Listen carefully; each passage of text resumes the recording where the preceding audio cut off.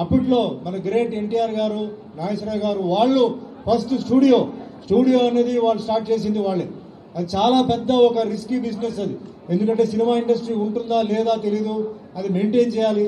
అయినప్పటికీ వాళ్ళు ఏంటంటే మన తెలుగు వాళ్ళందరూ ఒక స్టూడియో కావాలని చెప్పేసి వాళ్ళు చేయడం జరిగింది. దాని తర్వాత మరి మిగతా విషయాలు చెన్నైలో అక్కడ ఇక్కడ జరిగింది.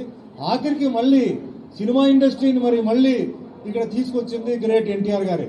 అంటే తెలుగు వాళ్ళందరూ ఇక్కడ మన తెలుగు రాష్ట్రంలో ఉండాలి, వాళ్ళు బయట ఊర్లో పనిచేయకూడదు, అందరూ ఇక్కడే ఉండాలని చెప్పి తీసుకొచ్చారు. సరే, తర్వాత రకరకమైన మార్పులు, కొంచెం అప్స్ అండ్ డౌన్స్ అవన్నీ ఉంది.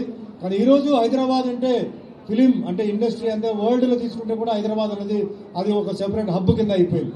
అదే మాదిరిగా మనకి అమరావతి ఆ విధంగా జరగాలని చెప్పేసి మన ప్రియతమైన ముఖ్యమంత్రి గారు చంద్రబాబు నాయుడు గారు చేయాలని చెప్పి నిర్ణయించుకున్నారు.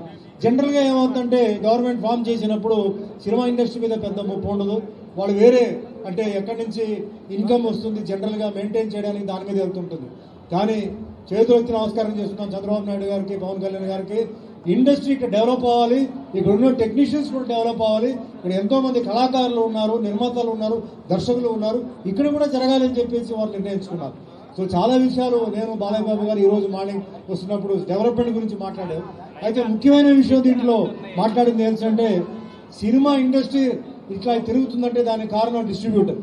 ఒక డిస్ట్రిబ్యూటర్ చాలా రిస్క్తో సినిమా కొంటున్నారు.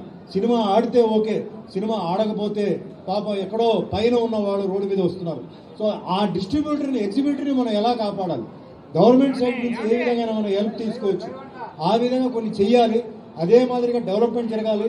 ముఖ్యంగా చెప్పాలంటే మన ఆంధ్రాలో సముద్రం ఉంది, విశాఖపట్నం కానీ నెల్లూరు కానీ అటు తీసుకుంటే సముద్రం ఉంది, అరకు ఉంది, అద్భుతమైన హిల్ స్టేషన్, ఈస్ట్ వెస్ట్ వెళ్తుంటే అద్భుతమైన గ్రామీణ ప్రాంతం సీనరీ ఉంది. ఇలా చాలా ఉన్నాయి. అది కాకుండా ల్యాండ్ చాలా ఉంది.